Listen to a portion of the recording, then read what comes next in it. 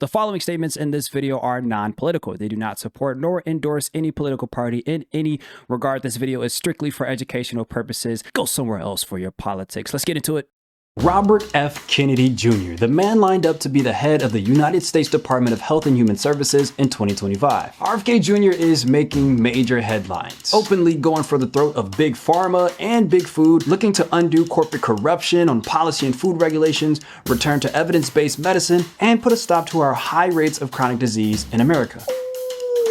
We in America have carved out a massive crater. However bad you think that food and drug regulatory government corruption is, it's worse. It was the 1950s. Morning sickness was doing what morning sickness does, afflicting pregnant women with nausea, vomiting, and illness. Thalidomide was the drug of choice. Marketed as a sedative to treat morning sickness, thalidomide gained popularity across the globe. But unfortunately, things got really bad when the pregnant women who decided to use this drug started to have their babies. Within a few years of the widespread use of thalidomide in parts of the world, including Europe, Australia, and Japan, approximately 10,000 babies came into the world with the same birth defects. This did not seem like a spontaneous accident. So in 1961, the drug was then banned across many nations, except the United States. Okay, now, before you get up in arms, we didn't have to ban it here in the US because we weren't using it. That's right, a stalwart official of the FDA, the organization in charge of regulating our drugs, decided to never let the drug run rampant in the US because there wasn't enough evidence for its safety, so it was never approved. And this was the case before the FDA received word that it was probably the thalidomide that was causing the massive birth defect crisis. President John F. Kennedy awarded the stalwart official with the Gold Medal of Civilian Service. John F. Kennedy, RFK Jr.'s uncle, was always invested in the health of America. In fact, he would go on to spur one of the most colossal health movements in United States history, one that we're still seeing the impact of today. More on that later. But the FDA was heralded and championed. Look at them doing their thing, protecting the American people. That's a good use of taxpayer money. Until it was no longer taxpayer money funding the FDA. You see, before a drug can hit the market, the FDA has to approve of it. Upon their approval, the drug is released. We paid for that, past tense, because after 1992, things started to look much different as the FDA allowed companies seeking drug approval to pay the FDA in user fees. This effectively nullified the taxpayer dollar, therefore the taxpayer influence and interest, in trade of what the drug companies want. Faster and more convenient drug approvals. Because the US market is booming, babe. Let's get these drugs out. In 1987, it used to take about 2 years and 9 months for a new drug to be approved. Now it takes, wait for it, about 10 months. It used to be that new drug applications, right, drugs coming across the desk of the FDA for the first time, were approved at a rate of 38%. Nowadays, we average well above 60%. I should go make a drug right now. In 2024, about 70% of the human drug application process is funded by the people supplying the human drugs. With this significant corporate influence, and honestly, just call it what it is, corporate capture, experts are concerned that they aren't really equipped to save us from another thalidomide tragedy. And they've already had a few sketchy mishaps. And if this less than perfect model wasn't enough, consider a writer of the BMJ wrote 9 of the FDA's past 10 commissioners went on to work for the drug industry.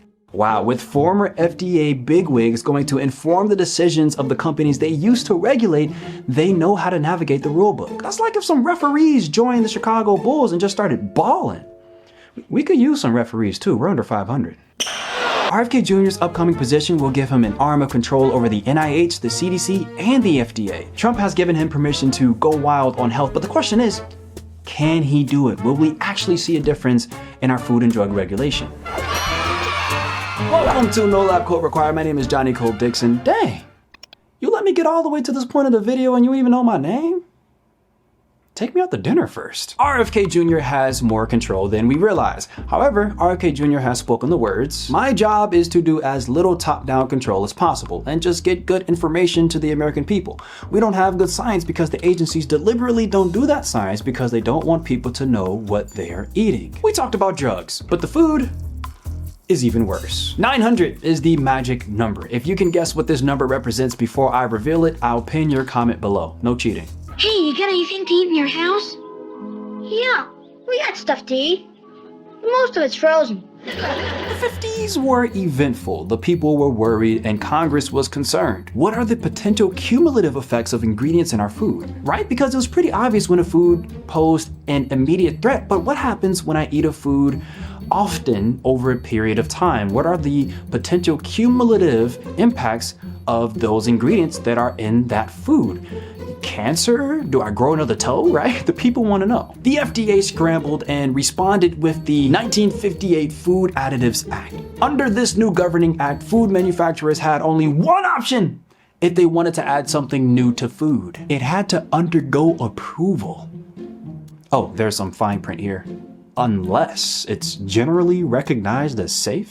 The FDA was reasoning, do we really want to go through the process of approving things like vinegar and salt? We know this stuff is safe, so let's make a separate category for things that are generally recognized as safe. The generally recognized as safe category, or the GRAS category, or GRAS. Some people say GRAS. I'm a GRAS guy. I say GRAS. I'm sorry. Outside of GRAS, everything else must be approved. And with this, the FDA expected food manufacturers to fall in line. A big amount of things will have to be approved. Only a small amount of things will be GRAS. Food manufacturers looked at this and could not believe the loophole left wide open by the FDA. You see, the FDA had allowed self-determination of GRAS status, meaning it was perfectly legal for you, the manufacturer of a food additive, and your qualified scientist to establish your own product as GRAS. Any food company and their respective food scientists can virtually add anything to a food they want in order to preserve it, texturize it, stabilize it, colorize it, smell-orize it, taste-orize it, whatever they need to do to get a food to exactly how they want it. And to this day, you actually don't even have to notify the FDA that you're adding this stuff because it's GRAS. Johnny, what's the impact of GRAS or GRAS? How bad is it? The better question would be, how wild is the Wild West? This 2011 review estimated of the over 10,000 substances allowed in the food, about 4,600 of them are generally recognized as safe. About 900 of those substances actually reached the FDA's desk. That's only 20%.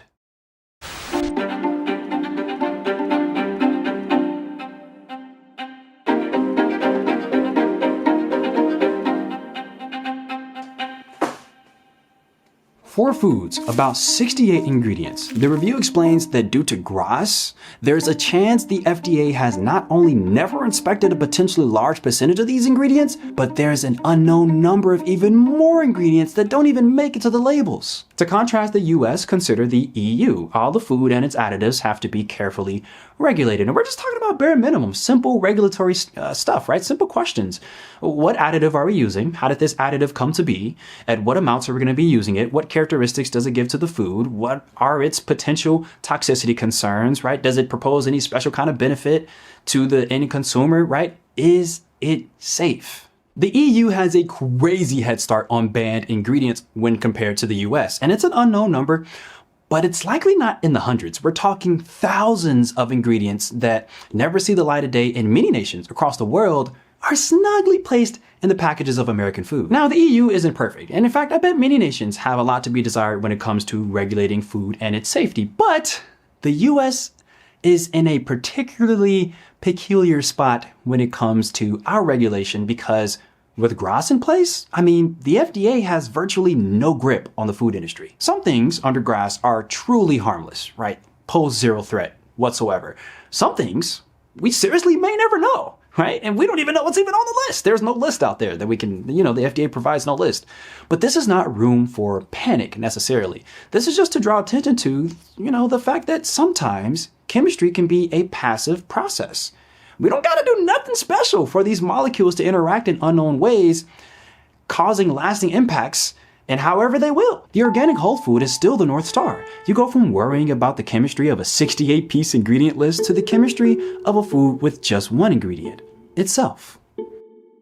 So, can RFK Jr. actually lead a charge of reform, take on big food and big pharma, undo and defeat industries that are infiltrated with crooks, corruption, and collusion? History may give us a fun little hint. There is an increasingly large number of young Americans who are neglecting their bodies, whose physical fitness is not what it should be, who are getting soft. It's a menace to our security. livened by the shocking study stats that revealed 58% of American children failed fitness tests that only 9% of European kids failed. President John F. Kennedy would write a passionate piece entitled The Soft American right after he was elected in 1960. The piece would spur on programs that took over the youth in the early 60s. Sit-ups, push-upping and jump-jacking, and fitness rates went up in not only the youth, but the entire nation. But little did JFK know that he would domino a shift that would get Americans up and running. Aerobics hit the scene. Cardio was a hit. More joggers beating the streets, more marathons, more treadmills. Later shaping what Americans deem as proper exercise to this day. John F. Kennedy got this all going from an old government department called Department of Health, Education, and Welfare. This department would later dissolve into the United States Department of Health and Human Services. That's right, that's the department that Robert F. Kennedy Jr. is lined up to be in charge of. So, can Bobby do it?